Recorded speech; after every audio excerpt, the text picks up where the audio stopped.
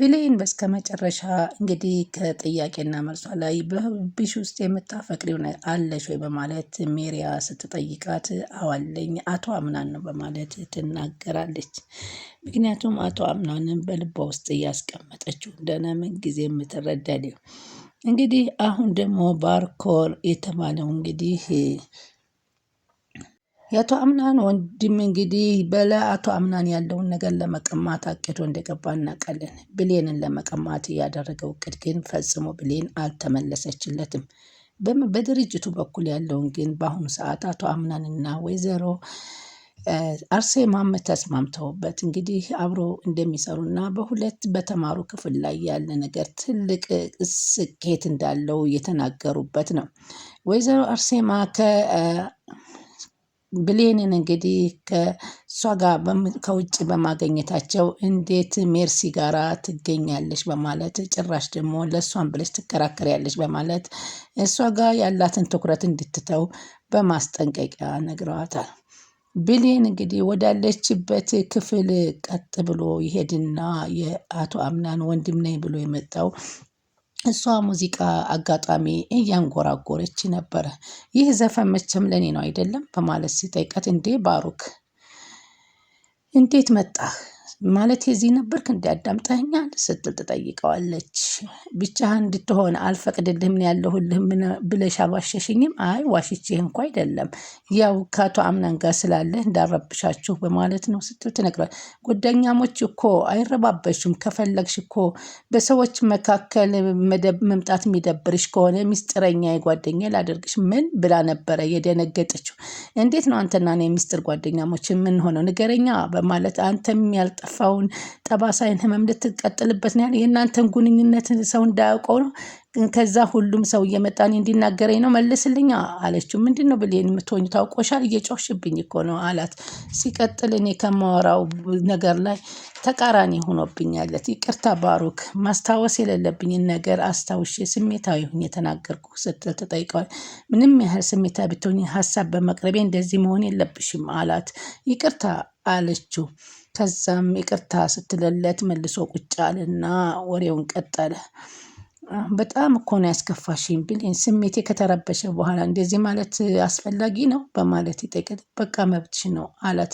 በግድ ብቸኝነቴን ተጋሪኝ አልልሽም፣ ጓደኛም ሁኚኝ አልልሽም፣ እንደዛ አይደለም አለ ብሌን። እባክህ በሌላ መንገድ አትረዳው፣ ሰው ስለምወድ እኮ ነው። ምን አደረግኩሽ? ለምን እንደዚህ ትፈትኝኛለሽ?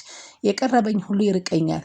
እኔ መቼም አልርቅህም፣ እንዳልከውም ሰዎችን ምርቅ ሰዎች ልጅ አይደለውም አለችው። እባክህ ይቅርታዬን ተቀበለኝ አለችው።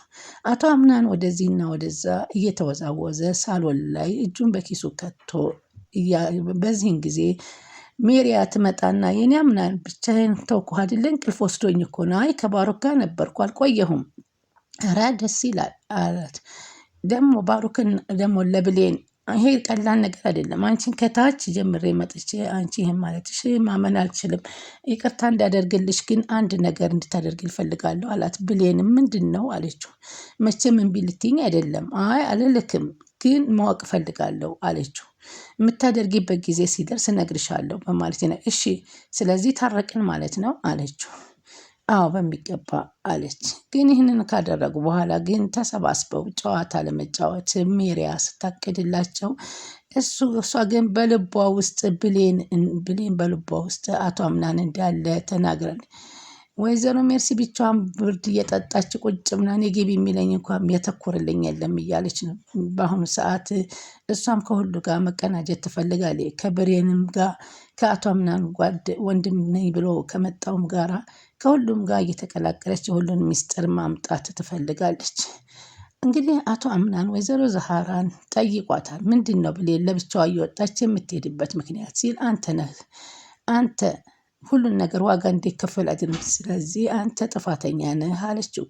ምንድን ነው ጥፋቴ አለ አቶ አምናን። ወይዘሮ ዛህራን ብሌን እንደዚህ ቤት መውጣቷ በተደጋጋሚ ሆነብኝ በማለት ይጠይቃቸዋል። ስለ ሁለታችን ደግሞ ከአንቺ የሚበልጥ ማንም ያውቅ የለም። አዎ የኔ ልጅ፣ ግን አንተም ቢሆን ልክ ያልሰራህ ስራዎች አሉ።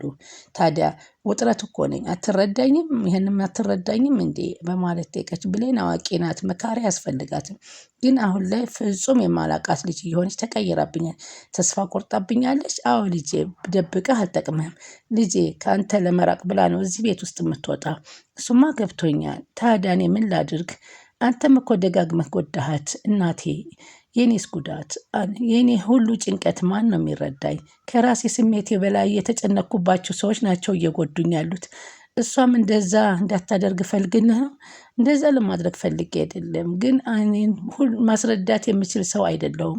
የኔ ልጅ ስለሆነ ታሪክ ታወራዋለች። ያንን ታሪክ ከነገረችው በኋላ በፍጹም እሷ ውስጥ መራቅ እንደሌለበት ትነግረዋለች። ሰላም ወደ ቻናሌ ተከታታዮች ሰላማችሁ በያላችሁበት ይብዛ። ለቻናላችን አዲስ የሆናችሁ ሰብስክራይብ፣ ላይክ፣ ሼር እያደረጋችሁ አበረታቱን። ቀጣይ ፓርት ይዘንላችሁ መጥተናል። በዚህ ፓርት እንግዲህ አቶ አምናንና ብሌን እንግዲህ ትክክለኛውን በወይዘሮ ዛህራ መሰረት ተነጋግረዋል። ግን ባሩክ ደግሞ በመካከላቸው ገብቶ በድርጅቱ በኩልና በብሌን በኩል ሊገዳው ነበር የገባው። አሁን ትልቅ ፋይል ዶክሜንት እንደጠፋውና እንዴት ዶክሜንቱ አስፈላጊ ከሆነ እንዴት ሊጠፋ ቻለ በማለት ይጠይቃል። ልጅቷ ፋይሉን እንድትመልስን እየጠየኳት ነበር አለው።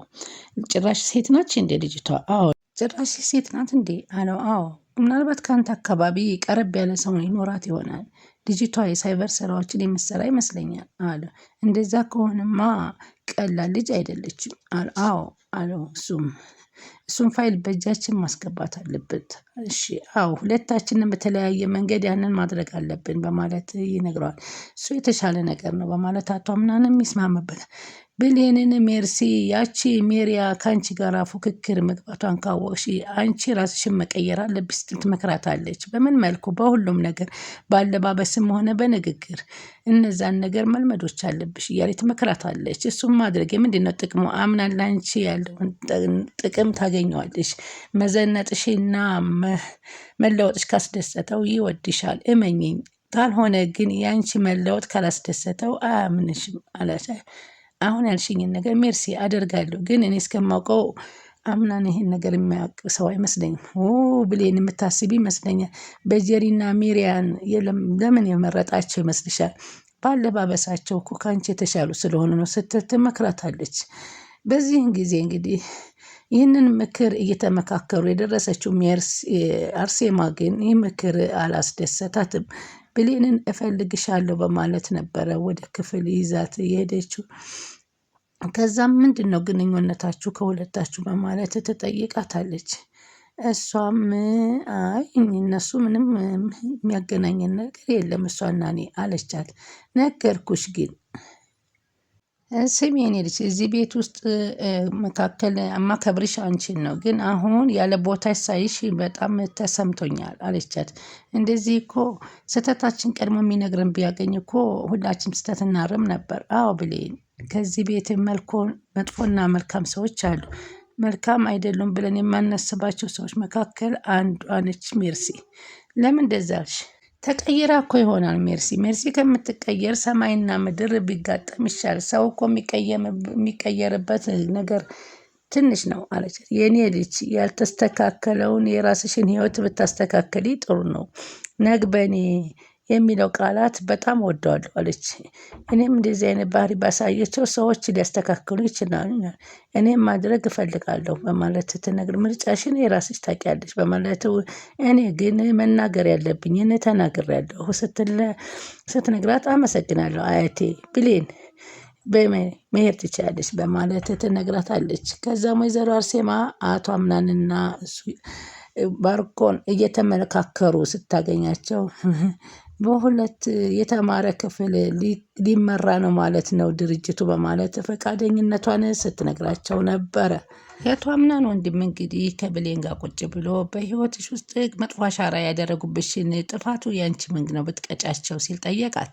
እሷ ምን ማለት ነው አልገባኝም። አንቺ ለመጎዳትሽ ምክንያትን የሆነን ሰው መቅጣት አያስፈልግም ትያለሽ ሲላን፣ ምናልባት እነዛ ሰዎች ጉዳቱ አልታያቸው ሊሆን ይችላል አለ። ተሳስተሻል። የአንድ ሰው ህመም እኔ ጋር ቢሆን ብሎ ማሰብ ለራስ ህመም ነው ማለቴ ሰው ፈልጎ እኮ ሰውን አይጎዳም አለችው። የአንዱ ልክ የሆነው ለአንዱ ስህተት ነው አለች ባሩክ።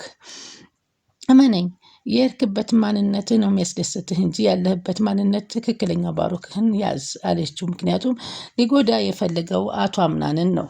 ግን አቶ አምናን ደግሞ ባላወቀውና ባላሰበው ነገር እንደሆነ እንዲረዳ ትክክለኛ መልስ ነግረዋለች።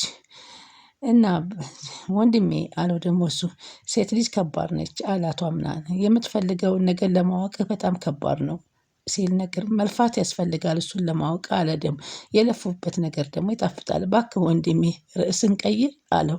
እኔ እኮ ወንድምህ ነኝ ችግርህን ልካፈል ይገባል አለው። በቃ የሆነ ሴት መስዋዕትነት ለመክፈል ሞከርኩ ግን አትረዳኝም። የማትረዳ ሴት ከሆነች ለትዳርህ ጠንቅ ናት አለው እንዲትተውለት። እንኳን ተወችልህ አንተ በብርህ ብዙ ሴቶችን ማምጣት ትችላለህ። ገና ተካፋይ የሌለው ሀብት አለህ።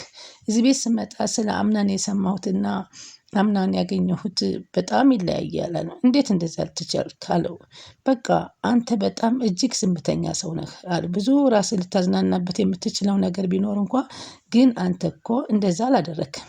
አሁን ግን ወንድሜን መቀየር የኔ ኃላፊነት ነው። ስለዚህ አለው ያንተን ኃላፊነቶች እኔ እወጣለሁ አለው። አንተን ካለህ የቤተሰቡ አለመግባባት ሆነ የፍቅር ህይወት እንዲስተካከልልህ አደርጋለሁ። እውነት እንደ እናት ልጅ ካየኸኝ ደግሞ አጋዥህና ብርታትህ ከሆንኩኝ የሁሉንም ነገር ኃላፊነት የጋራ እናድርገው አለው። ወንድሜ በጣም ሞርዚና እኮ የእናቴ ማስታወሻ ናት። እንዴት አንተ እንደ እናቴ ልጅ ማየት ይከብደኛል። ተስማምተናል ወንድሜ በጥቂት ጊዜ ውስጥ ነገሮችን እናስተካክዬ አሳይሃለሁ። አሁን በዚህ ሰዓት ግን ምንም ስራ የለኝም። ስለዚህ አሁን ራሴን በዚህ ቢዚ ማድረግ እፈልጋለሁ። የእውነት ምንም አልልህም ወንድሜ አለው። ማንም ያላለኝን ነው ያልከኝ። የፈለግከውን ነገር በፈለግከው መንገድ ማድረግ ትችላለህ ሲል ፈቃዱን ሰጠው።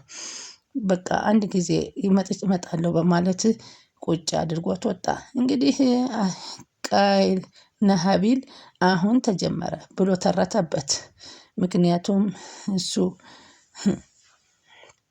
ብሌን ከቤት ወጣሽ እስከዚህን ሰዓት ድረስ አመሸሽ።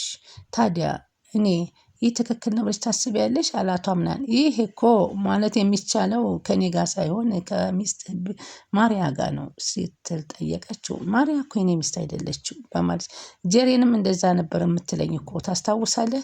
አንዲት ሴት ቦታ እየሰጣት ከመኝታ ቤት አብረሃት እየዋልክና እያደርክ ሚስት አይደለችም ትለኛለህ አለች ብሌን። እኔ የምልህ ቆይ አለች ነገሮችን እያዩ ማለፍ ማላውቅ ይመስልሃል? አቶ ሀብት ባለ ሀብት ስለሆንክ ነገሮችን በፈለከው መንገድ ትጨርሳለህ። እፈልግልሻለሁ እያለ ግን አንዲት ሴት ከጎኗ ቦታ መስጠት ላለበት ሰው ማስቀደም የሌለበትን ሰው ነው የሚያስቀድመው አቶ አምናን አለችው። ብሌን ስለምትባለው ሴት እናውራ አላት። አታምነውም። እሷ ደግሞ ያልገባትንም ችግር አትረዳውም። ሁሉም ሰው በሚያስፈልገውም ሰዓት አትቀርበውም። ድብቅ ነች አለ። ማወቅ ያለበትን ነገር ሁሉ ከሶስተኛ ወገን እንዲሰማ ታደርገዋለች። ከዛም አላት እንግዲህ በእንደዚህ አይነት ውድቅት ጨለማ መጥታ የነበረችበትን ቦታ እንኳ አትናገርም። በቃ ረጅም ነገር ማውራት ጉንጭ ማልፋት ነው። ህይወት ለሌለው ነገር አትድከም። ምንድነው ህይወት የሌለው? የኔ እናንተ ነገር ህይወት የለውም። እኔ አልጨረስኩም አላት። ቀድሞውንም እኮ አንተ ነበርክ የኔ ልታየኝ የፈለግከው። ድጋሚ ማታምነኝ አንተ ነበርክ። ታዲያ ማነው ጥፋተኛ? ሁለታችንም ማለት አጥፍተን እንዳላጥፋ ካደረከኝ በኋላ ይሄን አትበለኝ ደህና አደር ስትል እንግዲህ ብሌንም ትታው ሄደች። ቻናሉን ሰብስክራይብ ያደረጉ ይጠብቁን።